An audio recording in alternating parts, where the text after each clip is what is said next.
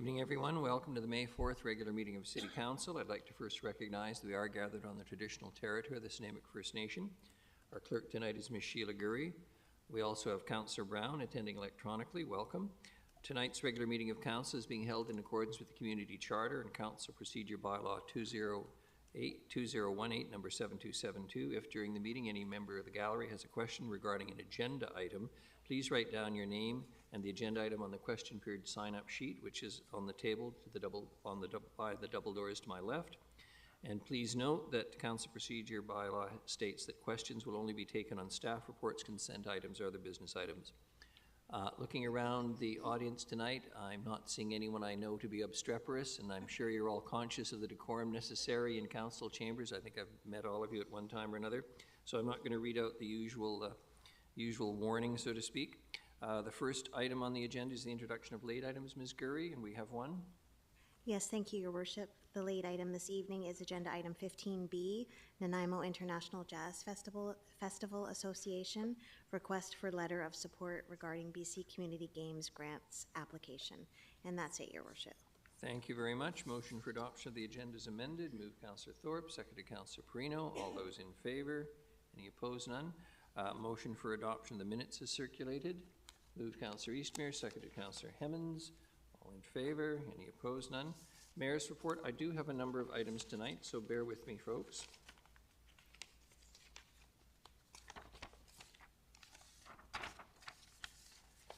A little reminder for everyone, with all those green growing things out there, it's also invasive plant removal month in Nanaimo. Residents are invited to participate in protecting our native plants.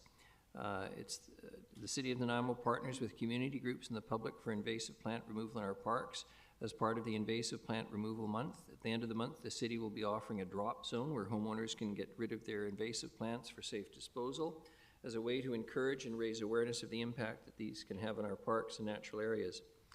Invasive plants have the potential, obviously, to negatively impact local ecosystems, and common ones that we all know are English ivy, Scotch broom, Himalayan blackberry, which are very well established in Nanaimo, while others such as knotweed and giant hogweed are relatively new but can have severe negative impacts on residents and infrastructure. Volunteer work parties with city staff take place at various locations throughout the city, including Collery Dam Park, Lindley Point, Gyro Park, and Neck Point Park, Piper's Lagoon, and Bowen Park. We would like to thank in particular broom busters who have been cutting broom along local roads in green space. If you're interested in participating in scheduled work parties or would like to coordinate one, you can register through the city website or call 250-756-5200 for more information. And the annual drop zone will take place on May 30th, that's a Saturday, 10 a.m. to 2 p.m. at Bowen Park, just off Wall Street. Happy to announce that the elector approval process, the AAP, which was seeking residents' permission to amend the municipal boundary to include Snuneymuxw First Nation reserve lands, concluded on April 13th. With 287 forms received during the AAP period, far less than the 10% of electors stated their opposition to the proposed boundary extension. As a result, at the council meeting held on April 20th, council received the certified results and have forwarded that to the Ministry of Housing and Municipal Affairs to formally request the boundary extension. If the provincial approval is obtained, the boundary change will see Snuneymuxw Reserve Lands, IRs 1, 2, 3, and 4 included within the City of Nanaimo boundaries. And I would remind everyone that all that has changed, no change with respect to taxation or delivery of services, it is simply that the members of Snuneymuxw First Nation, a number of whom have been, notwithstanding they're surrounded by city lands, required to vote in electoral regional district elections as opposed to for mayor and council. So this corrects a long-standing historic injustice. It's a good news story for this city, and I'm pleased that it passed. On a happy note, concerts in the park are back this spring and summer. 16 artists featured at 14 concerts in a variety of local parks. I'm not going to read all of the locations or the times, but it's commenced on April 22nd at Westwood Lake Park with Terry Boyle, Roots / Blues as part of Earth Day, and will conclude on Thursday, August 27th from 6 to 7 p.m. at Westwood Lake Park with Tides, R&B Soul as the End of Summer Splash. A printable schedule and more details on each performance will be available on the city website on the page Concerts in the Park. I encourage you to attend. Council received a letter from the Battered Women's Support Services reminding us that as Mother's Day approaches, many women are navigating separation, custody and arrangements, ongoing safety concerns, and for some this period brings increased risk, particularly where violence, coercive control, and post-separation abuse are present. These conditions are already shaping safety across our communities. The recent killings of women in British Columbia, along with cases in other jurisdictions where children have been killed in the context of separation and custody disputes, reflects patterns that we already know are well understood but still continue. These deaths often follow an escalation prior contact with systems, including the RCMP, other police forces, and missed opportunities for intervention. So what the Battered Women's Support Services are asking us to take a leadership role by discussing this tonight, by putting out information into the community, and try and remind everyone to have a keen public awareness of what intimate partner violence is all about and how best to prevent it. And finally, on a note, and I'll try not to become emotional because I generally do, this is a city that honors its past and its heritage and its history. Yesterday, if you'd thought about it, at 5:55 p.m. would have been the 139th anniversary of a series of explosions that ripped through the number 1 Esplanade mine. 150 people were killed, 150 miners. The whole population of the city of Nanaimo at that time was about 2,000 people. 1 in 13 of our citizens died that day. 46 women were widowed, 126 children lost their fathers, a quarter of the mine's workforce were killed. It was known for years as the worst mining disaster in British Columbia's history, and it became the second worst industrial tragedy in Canadian history following the Hillcrest mine disaster in 1914. In order to mark the National Day of Mourning last week for workers who have been injured, killed, or suffered work-related illnesses or tragedies, the flag at City Hall was lowered and will remain at half-mast until Monday, until today. And again, I think it's timely for us to remember that many people go to work in this province still today, and we should be grateful for WorkSafe BC and the work it does to try and ensure that no one comes home from work either injured or troubled, and that no one arrives at the door of some home to announce the death of a spouse, a child, a grandchild, or whatever. I appreciate your attention to this. The city will continue to remember this day. And many will tell you that from a political perspective, it was indeed disasters like the number 1 Esplanade mine explosion that led to the creation of WorkSafe BC, its predecessor over 100 years ago, led by the member of the Legislative Assembly for Nanaimo, as I recall, Parker Williams. And so this community played its role in ensuring that disasters like this would not happen again. Ms. Gurry, we have nothing to rise and report on. Presentations tonight, though. Very pleased to welcome Superintendent Eric Rochette and Inspector Allen, who has just arrived back in town, his first posting here 25 years ago, to provide the Nanaimo RCMP Annual Performance Plan 2026-2027. Gentlemen, please, and welcome.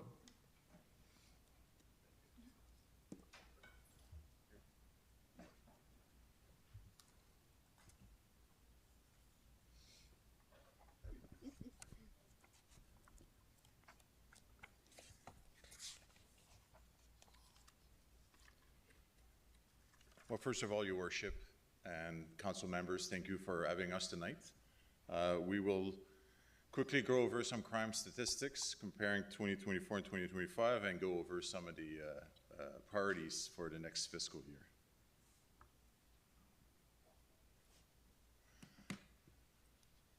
Sorry, I'm going to need my glasses here. So just like a brief summary of some of the highlights here for 2025. As you can see, we've seen a slight increase in criminal code violations by 4%, which is approximately 475 files through the year. Another aspect is the violent crime, which accounted for just shy of 22% of our criminal code offenses, which I think it's great news for Nanaimo's. Nanaimo's violent crime average 3.6% lower than the 2024 national average, which is at 25.3%. And as well as we're just at par with the provincial average, which is at 21.8 and we're 21.7. So it's good news for the work that's been done here in Nanaimo in relation to violent crime. Property crime was seen basically status quo compared to 2024. We've seen a lot of improvements when it comes to break and enters. Unfortunately, some challenges when it comes to mischief to property and theft from vehicles. Other occurrences, what we've seen is quite the increase when it causes disturbance compared to 2024, with an increase of 25%. Mental health related calls for service, we've seen an increase as well of approximately 20%. And unfortunately, we've seen an increase of our child sexual exploitation investigation, which has created a lot of challenges for our members, and it's difficult to deal with, as you can imagine. As well as for the downtown district, when I talk about an increase of mental health related calls and mischief to property, a lot of those calls, unfortunately, have been centered towards the downtown district, which I'll go over in a few minutes. So this is a quick overview of the, in comparison of 2024 and 2025. As you can see, so what's yellow, it's a slight increase of less than 14%. What's red has been a significant increase. So, and I'll break it down a little bit more further down the presentation here. But as I mentioned already, the personal violent crime has seen a slight decrease. And when we look at other criminal code offenses, and go over in the next chart, is mainly related to cause disturbance, that we've seen an increase, as well as breach of conditions, which is usually a person is released on probation order, and to our proactive enforcement, they don't comply with some of the conditions, and they get arrested and charged by us. So we've seen an increase on that, which is linked to trying to improve our proactive police work. As far as the rest of the chart, as you can see, a lot of green. We've seen a decrease in several aspects of what we do in regards of calls for service. And in totality, we've dealt with just over 41,000 files compared to 42,000 last year, which is a decrease of 3%. As I quickly mentioned, so like violent crime, you're seeing a slight decrease. Property crime stayed fairly stable. Like I mentioned, break and enters have gone down drastically. Theft from vehicles have been an issue, as well as vandalism. Other criminal code, like as mentioned, cause disturbance. We've seen an increase of 25%, and as well as breach of conditions, which is linked to some of the enforcement we've done. CDSA offenses, we've seen a decrease. Obviously, there's been a recent change in related to possession for CDSA. We haven't seen the impact yet, but I think by the end of 2025, we'll see if there's an increase in relation to CDSA offenses. When you look at federal statutes, it's pretty limited. It's mainly about Excise Act, some fisheries incident that we get involved. Provincial statutes, we've seen it increase by 23% related. Could be a school act or the Liquor Control and Cannabis Act. And traffic offenses, we've seen a decrease of reported traffic incidents during the fiscal year. I think the last comment here says a lot about what we do in Nanaimo. Unfortunately, a lot of calls for service generates 99% of our work, so there's not a lot of time left for our members to do proactive policing, meaning but the 1% that we're able to do for proactive enforcement, we've seen, and that's what we've seen, an increase in breach of condition. We're trying to really put the individual that are released on conditions at task and make sure they comply with the conditions that have been imposed by probation or a judge or a court. Just a quick overview of the downtown crime summary. So just the way for us, statistically speaking, when we look at the downtown, we look from between Town Site, Pine Street, and all the way to 5th Street. So it's a bit bigger than probably some of the people think about what the downtown area is. But what we've seen is a decrease in assaults and robberies, so in violent offenses, which is good news. Another significant decrease is drug possession, as I mentioned earlier, is probably related to the change in the law in relation to possession. I mentioned break and enters as well. Has seen a significant decrease. Unfortunately, the downtown area, just like the rest of Nanaimo, which is policed by Nanaimo RCMP, has seen an increase in mental health-related calls for service, disturbances, and mischief to property, which is vandalism. Again, it's just a quick overview of the numbers. I think what's significant here is just the proportion of the calls for service related to downtown in comparison to the rest of our jurisdiction. So as you can see, violent crime, 19% of our calls for service related to violent crime are within the downtown area. If you look at the bottom of the chart, there's two mistakes in regards to I just noticed here, the check well-being and mental health related calls. Those are not 675%, but the check well-being was at 25% mental health related calls for service. Within the downtown area, covered 22% of our calls for service, which is fairly significant. Another number that we're concerned about is the weapons offenses, which is almost half of our calls for service are within the downtown area. So we try to really focus, especially with our specialty teams, like a specialized integrated targeted enforcement, which spend a lot of time downtown with a bike unit trying to make sure that everybody's safe. Nanaimo detachment priorities. So the priorities are basically it's a guidelines for the detachment as far as where we're going to focus on for the next fiscal year. It's been planned in conversation with the Public Safety Committee for the City of Nanaimo, as well as the Public Safety Committee in Lansville. We had conversation with the Regional District of Nanaimo, conversation with the elected officials and the public at large, as well as some of the reality we've witnessed ourselves that we need to focus on as a detachment. So as I mentioned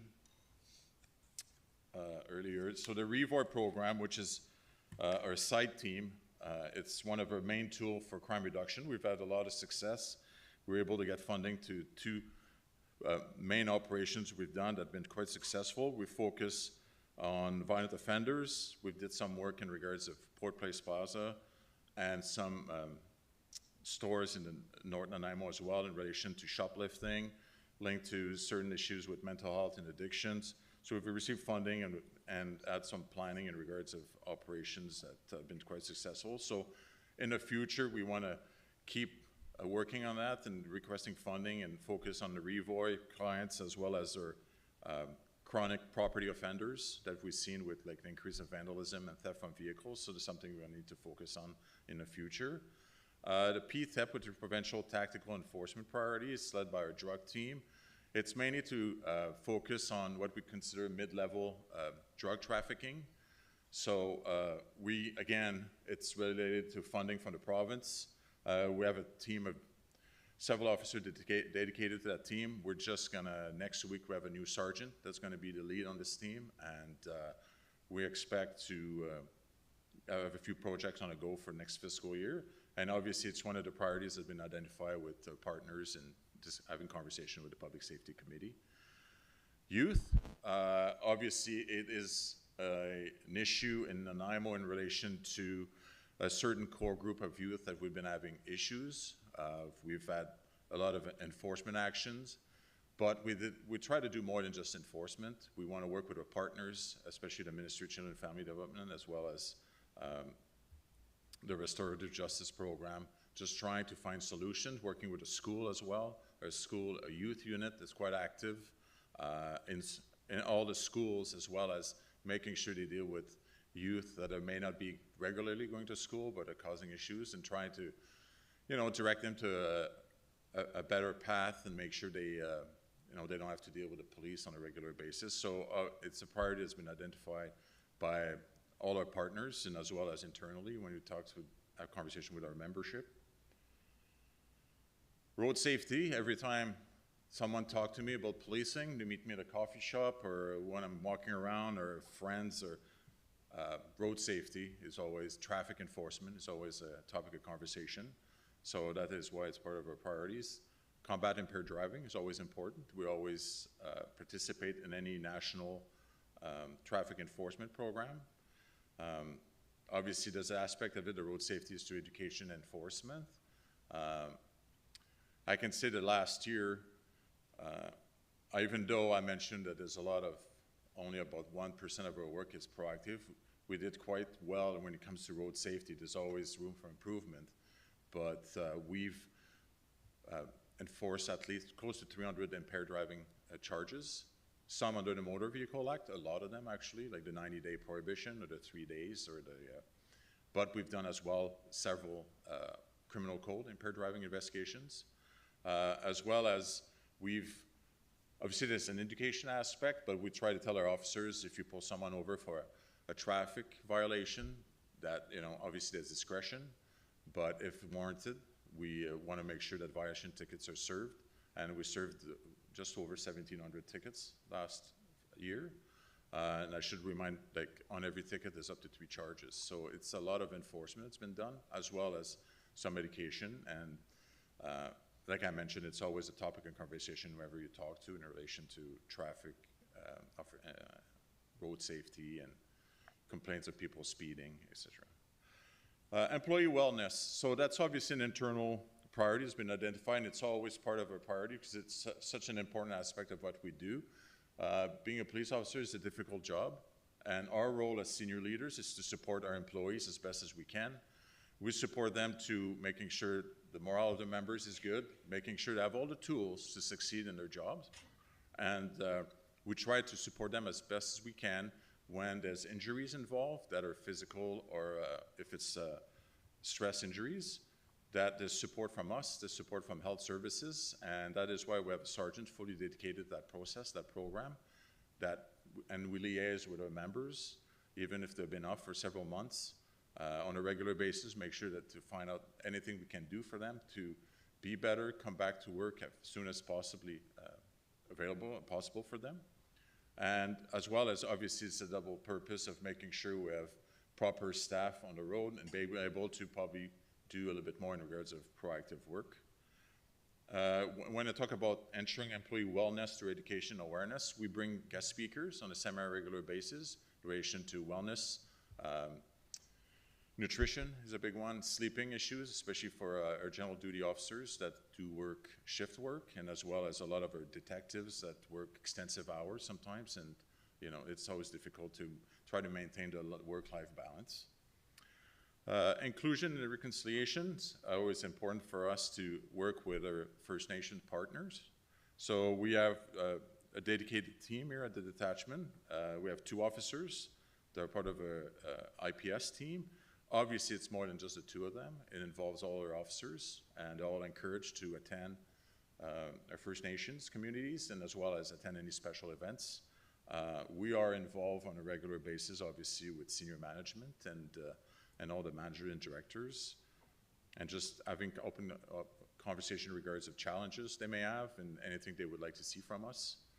So that's what the building thrust to enhance communication is, making sure we have regular conversation, face-to-face. I know I meet at least once a month with both nations, just to make sure that if they have any concerns about any aspect of what we do or any criminal code or any investigations, ongoing investigations, that if they have any questions, that I'm able to answer. Community public safety, addressing mental health issues. Well, obviously it is a challenge for us. We currently have 1 mental health liaison officer. A second person has been selected. He is scheduled to start June 1st. So we're going to have 2 dedicated mental health liaison officers, which should spread out with the schedule and having a coverage of 7-day-a-week coverage, not 24 hours a day, obviously, but we have 3 nurses through Island Health that are working with us. 2 are working full-time, and the 3rd person is as a backup when someone goes on leave. It is a day-to-day part of what we do.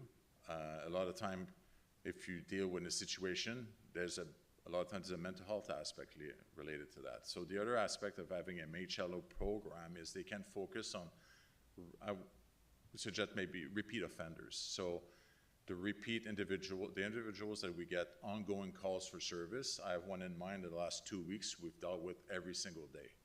So that is when the MHLO gets involved, as the connections with Island Health to work on solutions and helping that individuals to get better, and as well as for us selfishly, it's reduce the calls for service in relation to that one individual. And finally is recruiting. So we've been mandated, obviously, recruiting is always a challenge. We are doing better. We're getting a lot of recruits at this detachment. Our recruits are local members, born and raised on the island, and a lot of them actually really within the Nanaimo region. We do support career fairs. We attend all the high schools. We make sure that we bring young officers that just, within a year graduated from depot. They can probably connect better than I would to 18, 19-year-old individuals. We attend VIU, and there's other career fairs. There's one next week at Country Club that we're going to be part of. So this is all part of us, selfishly in Nanaimo RCMP, trying to find local individuals that'd be interested in coming back to Nanaimo, but as well as to support the RCMP in general into our drive to get more applicants. And if you get more applicants, you get better applicants and better cadets and better police officers. If you have any questions. Thank you very much. Appreciate the presentation. In order, Councillors Thorpe and Armstrong. Thank you very much, Your Worship. Through you, if I may, to Superintendent Rochette, a couple of questions. First, you mentioned several times the issue of mental health. And I noted on your first, I think it was your first slide, give me a second, mental health related calls increased dramatically, up 20+%, I believe. And at the same time, causing a disturbance files, dramatic increase, 25% increase. Is it fair to say that there is a direct correlation between those two, Superintendent, mental health issues and causing a disturbance? Absolutely. I think it's a lot of cases, if you look back at other files, there's a correlation between mental health and when we see with vandalism and causing disturbance, there's a link a lot of time, not always, but often, unfortunately. Can you give the public any idea of the percentage of the calls that you take that are related to mental health? Well, I can say that directly related to mental health, so that's our main reason to be at the call for service. It's at approximately 7% of our calls for service. Now, when we score files for our own, there's 3 scoring that we put on. When I mentioned 7% is because it's the main reason why we're there. But a lot of time, and unfortunately don't have the numbers with me, but I would suggest 20 to 25% of our calls for service, there's a link related to mental health or even addiction, unfortunately. Well, yes, unfortunately, and also unfortunate that that takes away from your time to do other policing. But that's the reality these days. If I may, Your Worship, my second question was under your priorities regarding youth, officer visibility and engagements in schools, managing high-risk students. I'm just wondering if you can comment on how well received that is within the schools and if you find that it's been, in your opinion, effective. Well, I can say first of all, we get great support from the school district, so there's no doubt. I meet with the school superintendent, at least at the beginning of this school year, and they're always really receptive of our presence in school. They would love to see more officers within the team, but unfortunately that's not something we can do, but we have several officers already. So we do a lot of presentation related to end gang life, which is linked to some of our concerns. Another reality, unfortunately, we've seen, if you have any teenagers at home, is cyberbullying is quite a concern of ours. Sextortion is another one. So those are all presentations we have.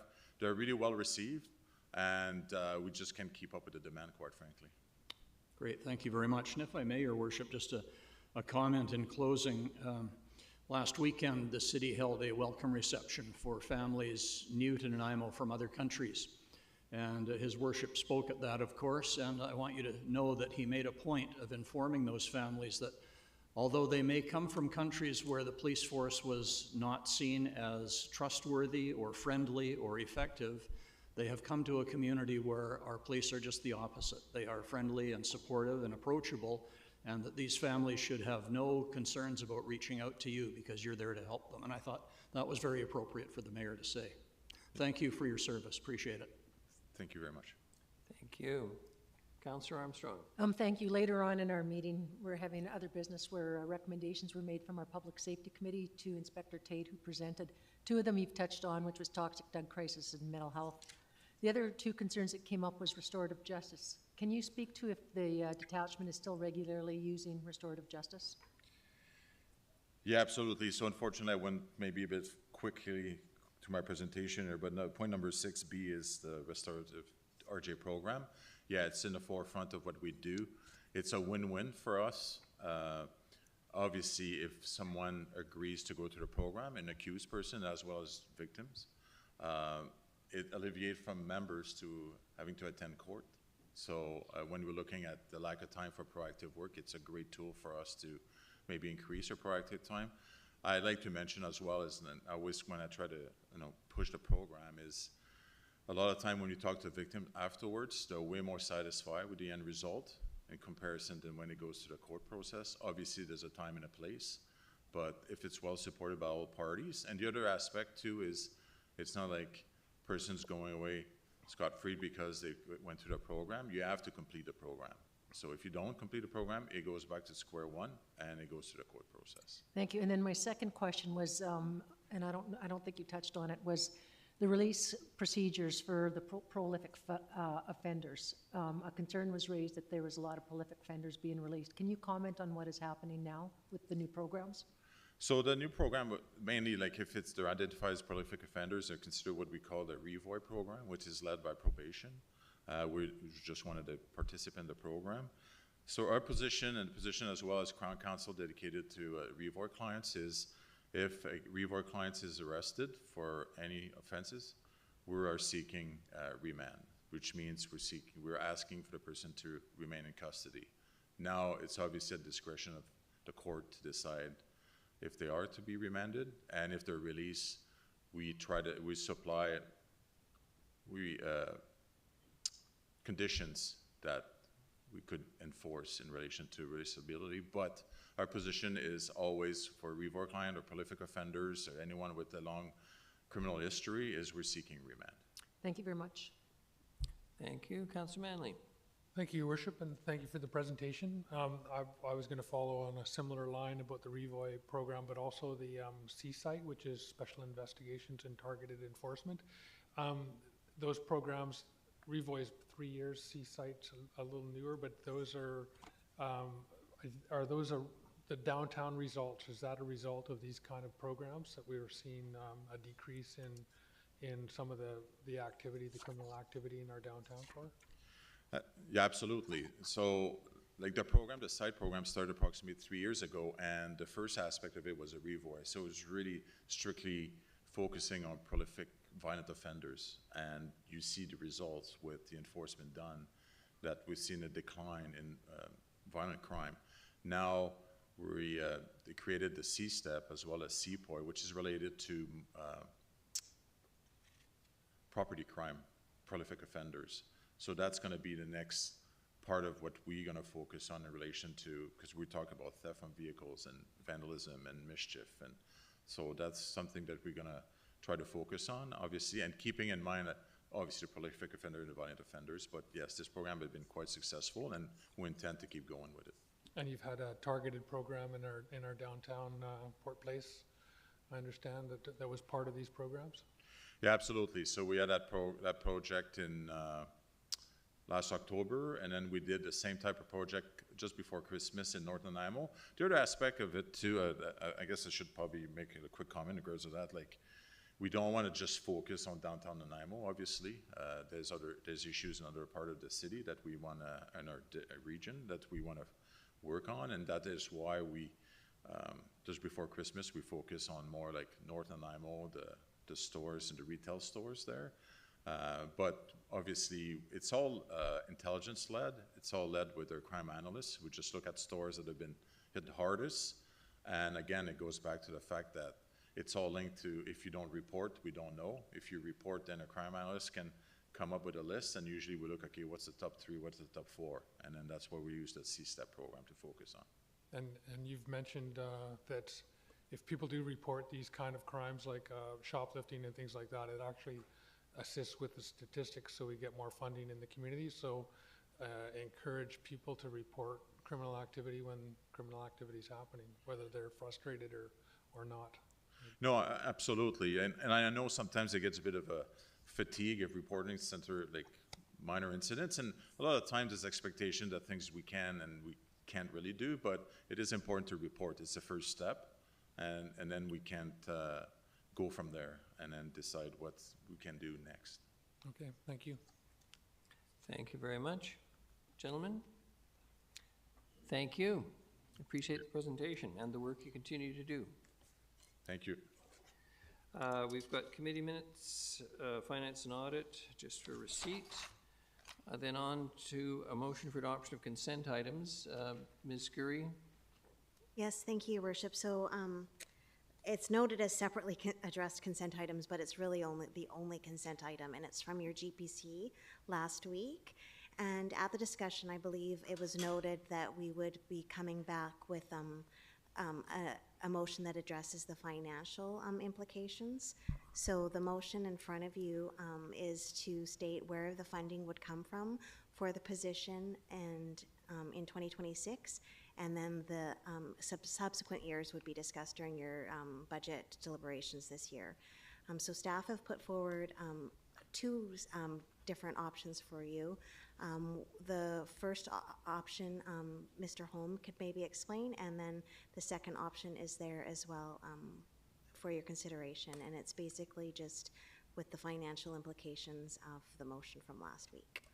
Thank you very much. Mr. Holm, please. Sure, thank you, Your Worship, and to you and Council.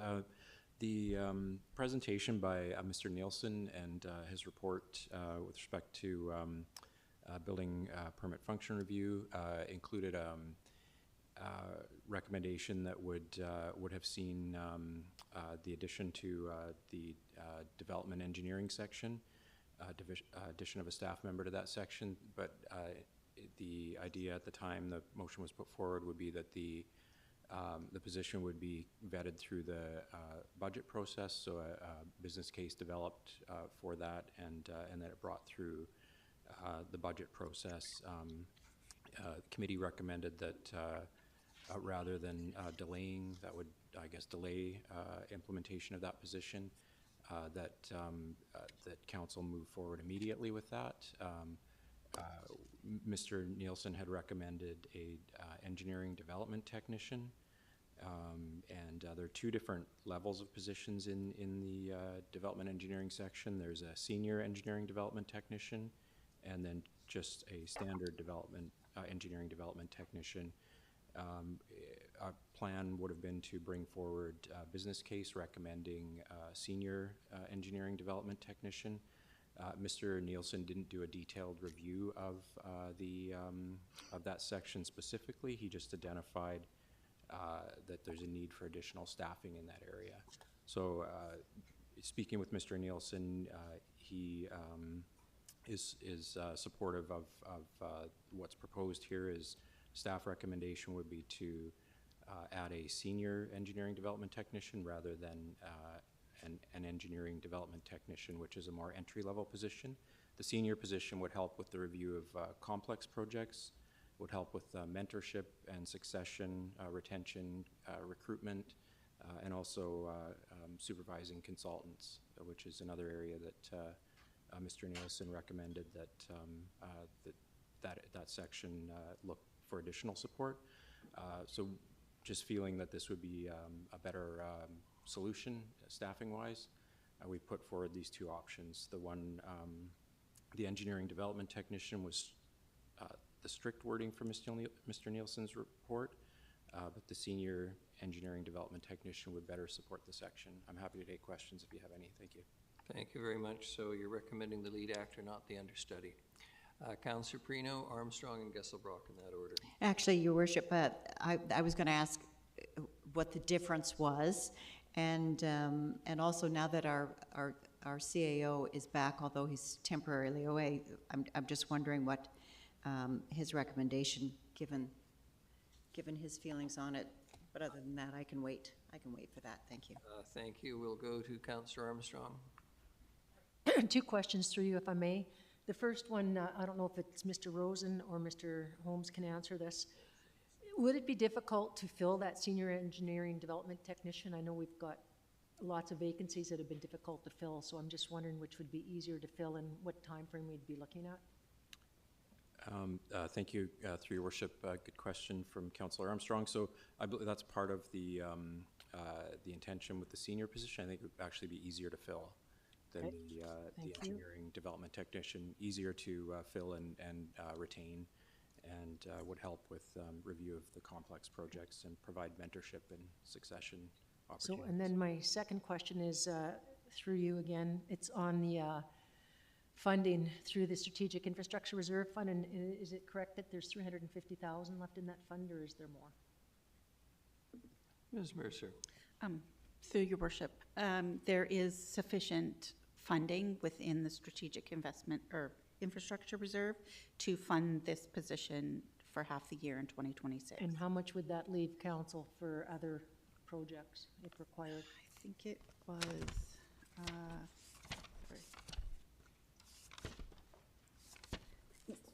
I think Ms. Fuller's. It's about moving to the $3.8 rescue. million.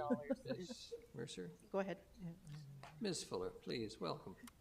Through the chair to Councillor Armstrong, currently you have $4.2 million. If you improve the development technician, you'll have $4.147 million left. If you do the senior position, you'll have 1.367. Thank you so much, appreciate it. I guess I was mixed up with the special infrastructure. Thank you. Thank you very much. We'll go back to Councillor Perino for Mr. Lindsay. Thank you. I was just going to ask you, Mr. Lindsay, now that you're back this week, I wanted to just check because this had come up and we did put a motion on the floor and I was concerned about doing this and what your thoughts were in relation to whether or not we, number one, do we need it and should we go with the senior versus the understudy? I think Mr. Holm has answered a lot of it, but Yeah, I just wanted to Your Worship, I absolutely, I believe that we need a position Good. there. And I think like we talked about at the GPC, normally we'd come forward with a business case. It would be more explore, what's the best fit. Given council's direction at your GPC meeting, my recommendation would be to proceed with the senior position. I think it gives us the most Great. flexibility. just nice knowing your background on that one. Thank you. And when you're ready, Your Worship, I have a motion. Thank you, Councillor Gesselbrock. I was just ready to move the motion for the senior person. So. Go for it. Councillor Perino's moving the motion for the senior technician. Yes. And I'll let Councillor Thorpe second it. Any discussion? Just Your Worship, that, we are just struggling to maintain all of the work that we get in, which is a success story in itself. And if this helps to move things along and get those permits done faster, I'm just thrilled to hear it. And hopefully we'll find the right person and get it going faster. Thank you so much, Thank Mr. you. Holm. Councillor Gesselbrock? No, Nanaimo's a great place to raise a family and work, and so come on over. Very good. All those in favor and any opposed? None. Motion carries. Thank you very much. We have no delegations unrelated to agenda items. On to administrative reports. The first is the 2026-2030 Financial Plan Amendment Bylaw. Ms. Mercer, please. Thank you, Your Worship. So staff have been making updates to the provisional budget that council passed back on January 19th of this year. So the financial plan has been updated as more current information has become available, and staff have also updated the plan to include any changes that council approved over the last 4 months. So with the most recent changes being from the April 15th Finance and Audit Committee meeting, where we added an additional one-time payment of $60,000 to the Vancouver Island Military Museum to support the operations in 2026 until a co-management agreement is completed, as well as $100,000 in funding for the Beyond Van Gogh exhibit, and that funding was from the Special Initiatives Reserve. So based on all of these changes, the city has a 6.4% tax increase, and that's 1% for asset management and 5.4% for a general cost increase. So the market value of a Class 1 residential property increased by 0.87% in 2026. So with this increase, the average value of a residential property is now $797,225, resulting in an approximate $3,287 owing for their city portion of the 2026 taxes. And that's a $196 increase over 2025 if your property changed with the market increase. So staff are here looking for council to give first three readings to this bylaw. Thank you very much. I'm going to ask Councillor Gesselbrock to read the first motion. Move that.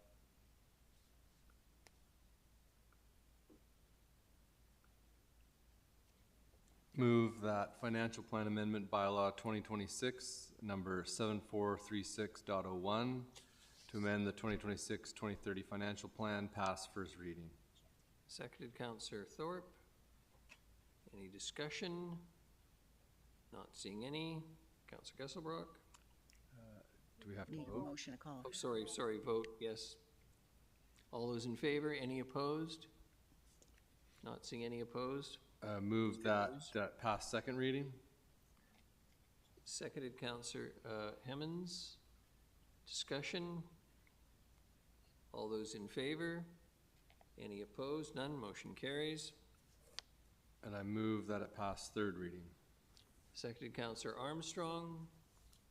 All those in favor? Any opposed? None. Motion carries. Thank you. The next is item B, 2026 Property Tax Rates Bylaw. Ms. Mercer, please. Thank you, Your Worship. So based on the amount of revenue needed from taxation, in the financial plan, staff have calculated the 2026 tax rates. And the bylaw before you outlines property tax rates for each property class for the City of Nanaimo, the Regional District of Nanaimo, and the Nanaimo Regional Hospital District. So staff are looking for first three readings of this bylaw. Thank you very much. Councillor Gesselbrock. I move that property tax rates bylaw 2026, number 7455, pass first reading. Seconded, Councillor Thorpe. All those in favor? Any opposed? None. Motion carries.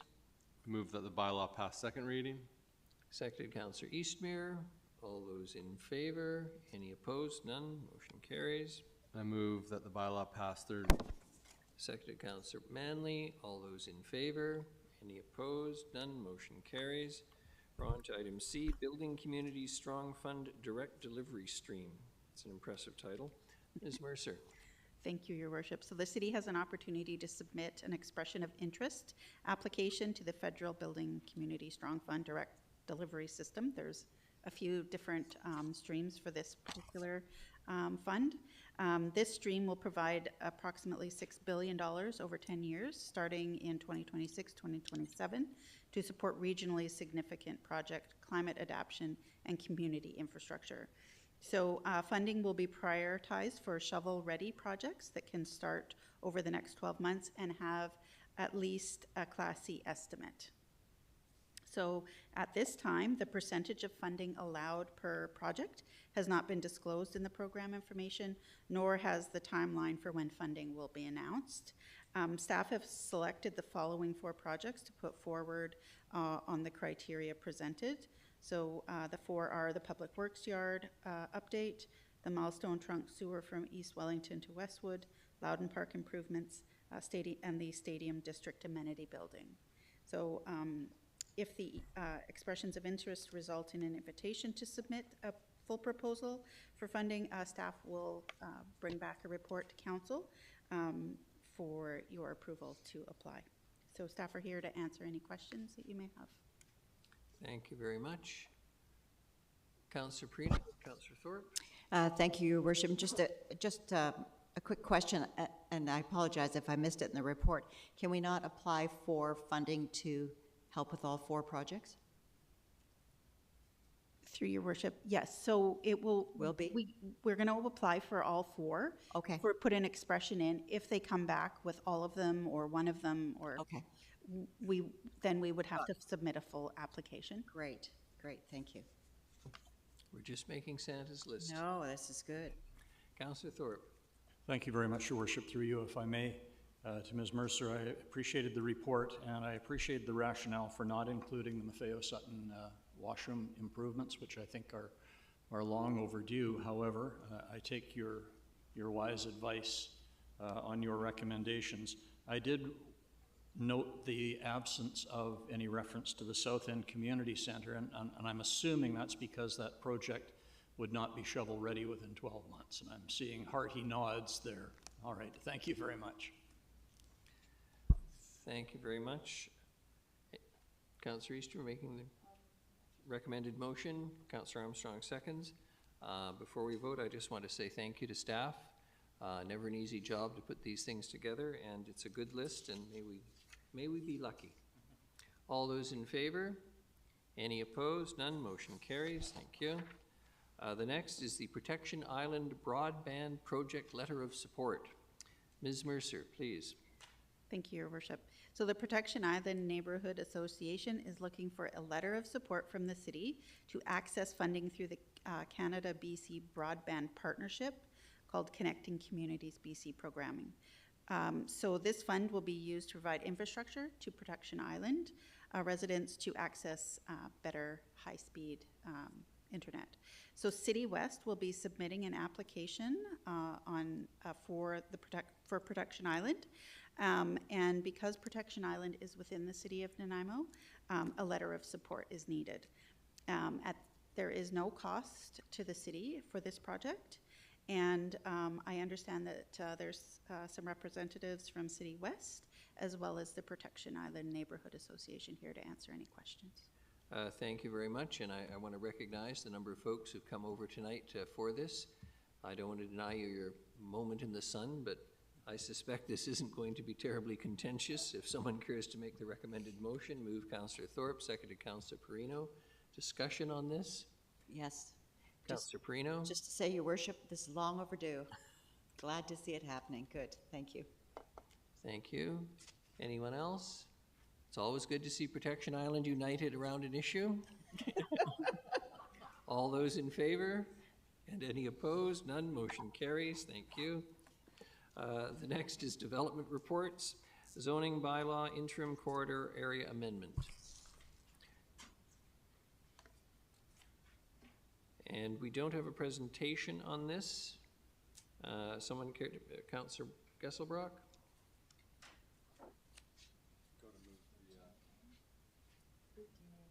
Go ahead and move the bylaw? Yes. I'd like to move zoning amendment bylaw 2026, number 4500.252, to update the interim corridor area regulations, pass first reading. Seconded Councillor Manley. All those in favor? Any opposed? None. Motion carries. Move that the bylaw pass second reading. Seconded Councillor Hemmons. All those in favor? Any opposed? None. Motion carries. I move the bylaw pass third reading. Moved seconded Councillor Armstrong. All those in favor? Any opposed? None. Motion carries. Thank you. Then we're on to B, rezoning bylaw abandonment, 444-450-500 Comox Road, 55 Mill Street, and 1 Terminal Avenue. If I may Yes. recuse myself, because I lived nearby. Yes, very good. Thank you, Councillor Eastmere. Anyone care to make the recommended motion? Move Councillor Armstrong, seconded Councillor Perino. Any discussion? All those in favor? Any opposed? None. Motion carries. Thank you. Someone can let Councillor Eastmere back in. Worship, just to clarify, that was for both, and both Yes. 1 and 2. And yeah, I don't believe you needed to read that out. I don't think, so thank you. I didn't see it as requiring a second motion, but if you want, we can do it, Ms. Gurry. If you wouldn't mind doing the second one and reading it out, just because it is, even though it's not a bylaw for adoption, it's officially abandoning the bylaw. So if Council Gesselbrock wouldn't mind reading out number 2, apologies. Move abandon zoning bylaw amendment bylaw 2022, number 4500.204 to rezone 444-450-500 Comox Road, 55 Mill Street, and 1 Terminal Avenue from medium-density residential R8 and Gateway DT12 to Comprehensive Development District Zone 7, and to amend the CD7 zone with new zoning regulations to facilitate a mixed-use development and subdivision. Seconded, Councillor Hemmons. All those in favor? Any opposed? None? Carries. On to bylaws now. 14. First one, A, City of Nanaimo Amenity Cost Charges Bylaw 2026, number 7440. Councillor Gesselbrock. I'd like to move that City of Nanaimo Amenity Cost Charges Bylaw 2026, number 7440, be adopted. Seconded, Councillor Thorpe. All those in favor? Any opposed? Councillor Brown, are you in favor? I'm opposed, Your Worship. You're opposed? Thank you. Motion carries. The next is the South Nanaimo Transportation Development Cost Charge Reserve Fund Bylaw 2026, number 7444. Councillor Gesselbrock. Move that South Nanaimo Transportation Development Cost Charge Reserve Fund Bylaw 2026, number 7444, be adopted. Seconded, Councillor Perino. All those in favor? And any opposed? None. Motion carries. The next and final one is Amenity Cost Charge Reserve Fund Bylaw 2026, number 7445. Councillor Gesselbrock. I'd like to move that Amenity Cost Charge Reserve Fund Bylaw 2026, number 7445, be adopted. There's a seconder, Councillor Hemmons. All those in favor? And those opposed? Councillor Brown, are you, sorry, a bit slow there. Are you opposed or in favor? Just a reserve bylaw, so in favor, Your Worship. Sorry? In favor. In favor. Thank you. Carries. On to correspondence. The first is correspondence dated 2026, April 20th from Dr. Rika Gustafson, Vice President and Chief Medical Health Officer, relocation of the drop-in hub. Any comments, Council? Questions? All right, and the next item is the Nanaimo International Jazz Festival Association request for a letter of support BC Community Gaming Grants application. Someone care to make a motion? Move the motion to provide the letter of support. Councillor Thorpe, seconded Councillor Perino. Discussion on this, Councillor. All those in favor and any opposed? None. Motion carries. Thank you. We're not being asked for money yet. Item 16 is just a notice of motion from Councillor Gesselbrock with respect to the city's building permitting. That'll be heard at the next meeting. On to other business. Your Worship? Sorry? Yes, before we move on to this other business item, Your Worship, I forgot earlier after the superintendent did his presentation for the RCMP that normally we get council to do a resolution supporting their priorities as outlined in the presentation.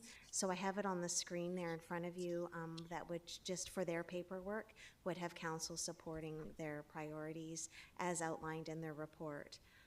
I don't know if you could just ignore the numbering. I don't know why it says 8, 9, 10, 11 like that. And to Councillor Armstrong is just saying, is that not what the public safety? Yes, it is, but they were here before you today, so it'll be like a double motion. But just for their paperwork, a couple years ago we had to come back a few times just to get it right for their specific needs. Someone care to make a motion? Councillor Manley, sorry. Seconded Councillor Perino. Discussion on this? All those in favor and any opposed? None. Motion carries. Now on to the other item, the RCMP Committee Safety Detachment Priorities. We've already dealt with it. It's showing under other business.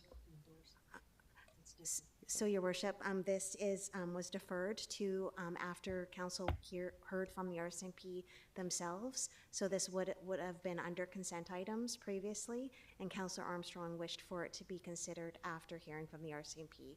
So it's a little bit duplicate of what you just did, but this is from the Public Safety Committee. So a motion now to vote on this would be in order. Moved, Councillor Armstrong, seconded Councillor Hemmens. Discussion on this? Councillor Hemmens? Thank you, Your Worship. Yeah, I just want to confirm with the chair, my understanding is that this Public Safety Committee endorsed the priorities that the RCMP brought to us tonight, but asked that we ask them to emphasize things like custody release procedures, prolific offenders, and restorative justice. Okay, thank you very much. All those in favor? Any opposed? None. Motion carries. Question period, Ms. Gurry?